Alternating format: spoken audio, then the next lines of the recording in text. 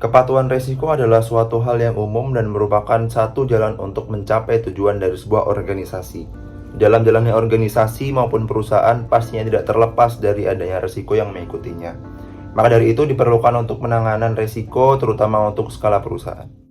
Salah satu standar penanganan risiko yang telah diakui secara luas adalah kerangka COSO IRM Enterprise Risk Management, di mana COSO atau Committee of Sponsoring Organization of the Tradeway Commission pada awalnya didirikan oleh 5 asosiasi dan institusi akuntansi utama di US yang tujuan utamanya adalah untuk mencegah kecurangan dalam pelaporan keuangan. COSO memiliki 2 standar utama dalam penanganan risiko, yaitu Internal Control atau Integrated Framework dan Enterprise Risk Management atau IRM. Namun kali ini kita akan fokus untuk membahas mengenai standar yang kedua, yaitu Enterprise Risk Management. COSO mendefinisikan IRM sebagai budaya, kemampuan, serta praktek yang terintegrasi dengan penetapan strategi dan kinerja perusahaan untuk diandalkan dalam mengelola risiko yang terfokus pada penciptaan, pelestarian, dan perwujudan nilai.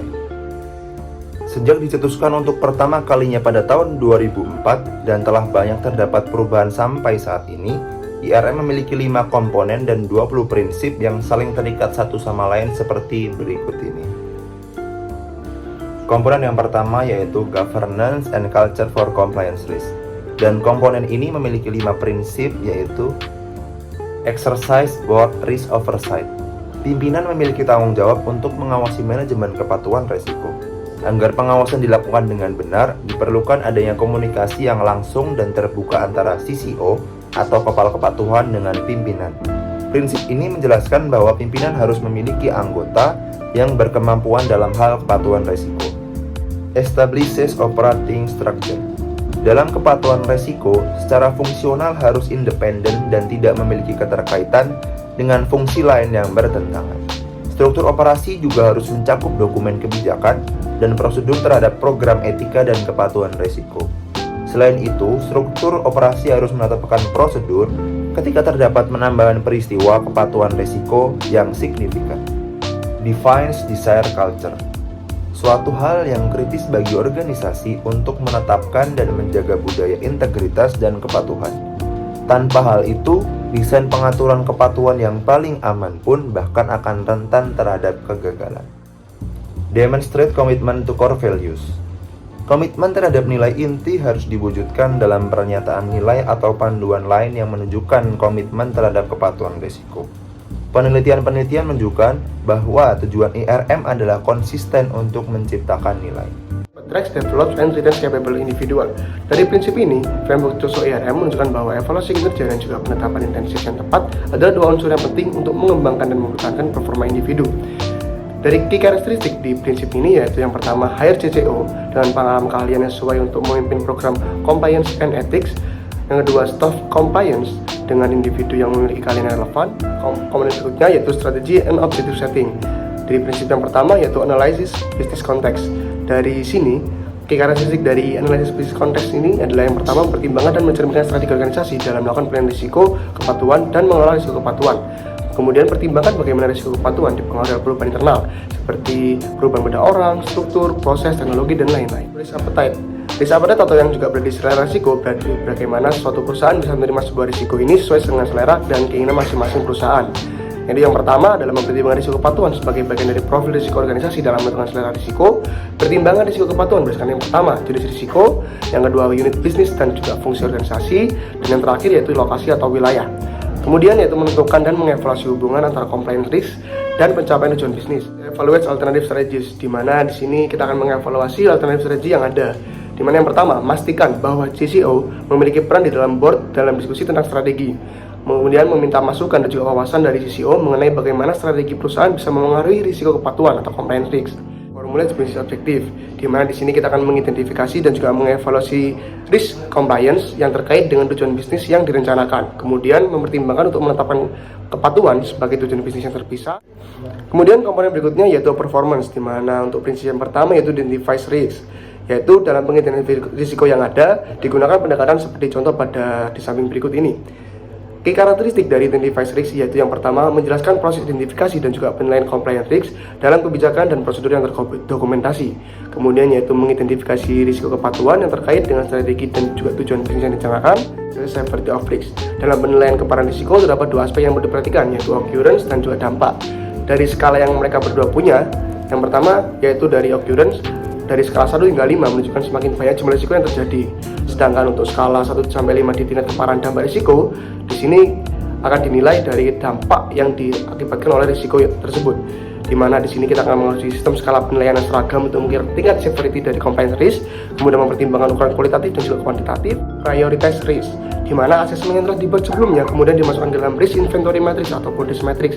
Di risk matrix ini yaitu akan dikaling silang dari likelihood dan juga impact yang terjadi sebelumnya. Di mana di sini kita akan memprioritaskan compliance risk berdasarkan tingkat risiko yang dinilai reaktif terhadap pencapaian tujuan bisnis. Kemudian dinilai secara objektif berdasarkan akses yang telah dilakukan, mempertimbangkan penggunaan kriteria penilaian lainnya, dan dalam memprioritaskan risiko kepatuhan. Prinsip ke-13 yaitu implement risk response. Jadi setelah perusahaan mendapatkan risk profile dari setiap resikonya, perusahaan bisa untuk menentukan respon apa yang diimplementasikan dalam setiap resiko tersebut, seperti avoid, accept, reduce, share, pursue, dan lain sebagainya. Nah, dalam penentuan respon tersebut perlu untuk mengidentifikasi kriterianya seperti complexity, velocity, adaptability, dan lain sebagainya. Prinsip ke-14 yaitu develop portfolio view. Jadi setelah perusahaan menentukan risk profile serta risk response-nya, perusahaan perlu untuk mengidentifikasi keterkaitan antar resikonya. Nah, sehingga dapat terintegrasi menggunakan IRM yang akan dikembangkan oleh perusahaan tersebut. Prinsip ke-15 yaitu assess substantial change. Jadi perusahaan perlu melakukan assessment terhadap perubahan yang sekiranya dapat terjadi setelah melakukan identifikasi resiko. Nah, perubahan tersebut dapat berupa people, proses, teknologi, strategi, dan lain sebagainya.